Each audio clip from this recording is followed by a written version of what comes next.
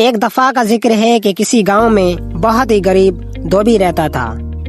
کپڑوں کی دھلائی کے ساتھ ساتھ اسے آسمان کو قریب سے دیکھنے کا بہت شوق تھا۔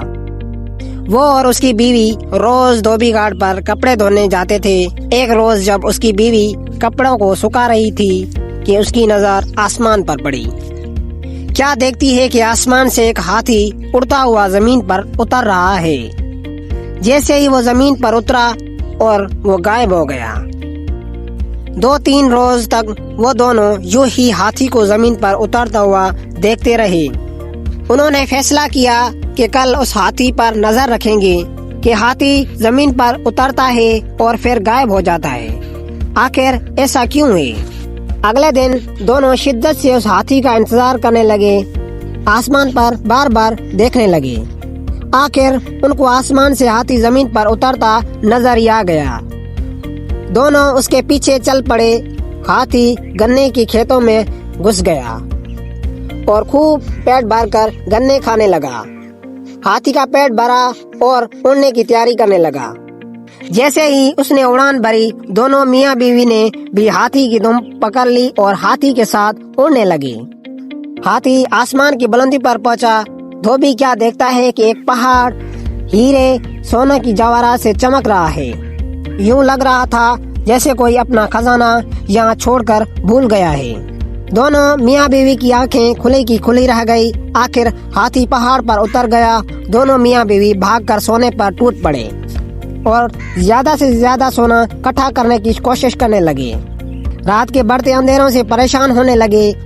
انہوں نے سوچا کہ صبح ہوتے ہی وہ ہاتھی کی دم پکڑ کر زمین پر اتر جائیں گے۔ آخر صبح ہوئی اور ویسا ہی کیا، زمین پر اترے اور اپنے گھر کی طرف رواں دواں ہو گئے۔ ایک غریب دھوبی جو روز بروز امیر ہوتا جا رہا تھا، اس کو دیکھ کر سارا گاؤں حیران و پریشان ہو گیا کہ اچانک ایسا کیا ہوا کہ دھوبی اتنا امیر ہو گیا ہے۔ گاؤں کے لوگ دھوبی کے پاس آئے اور اس کی یوں اچانک امیر ہونے کا راز پوچھنے لگے۔ دھوبی ان کو کچھ نہیں بتا رہا تھا۔ ایک دن دھوبی کسی کام سے شہر باہر نکل گیا۔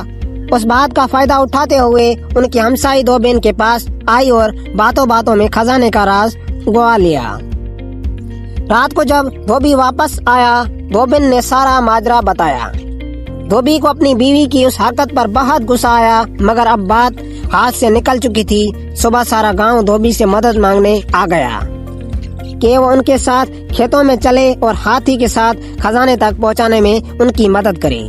یہ سب سننے کے بعد دھوبی کے دل میں لالچ پیدا ہوا کہ میں پھر سے خزانہ اکٹھا کرنے جاؤں گا۔ یہ سوچ کر ان کے ساتھ جانے کے لیے راضی ہو گیا۔ سارے گاؤں والے کھیتوں کی طرف نکل گئے اور آنکھیں آسمان پر جمائے بیٹھے تھے۔ ہاتھی زمین پر اترا اور گنے کھانے لگا۔ سب گاؤں والے اس طاق میں تھے کہ جیسے ہاتھی گنے کھا کے فارغ ہوگا تو سب اس کی دم پکڑ کر اس خزانے تک پہنچ جائیں گے۔ جیسے ہی ہاتھی اڑنے لگا، سب نے اس کی دم پکڑ لی۔ دھوبی سب سے آگے اس کی دم پکڑی ہوئی تھی اور یوں اس کے پیچھے ایک لمبی قطاروں میں پوری گاؤں والے ایک دوسرے کو پکڑے اڑتے جا رہے تھے۔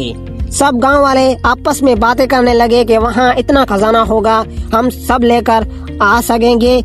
کسی ایک گاؤں والے نے سوچا کہ خود سے سوچنے سے بہتر ہے کہ ہم اس دھوبی سے کیوں نہ پوچھ لیں، اور پھر ایک شخص نے دھوبی سے پوچھا وہاں کتنا خزانہ ہے۔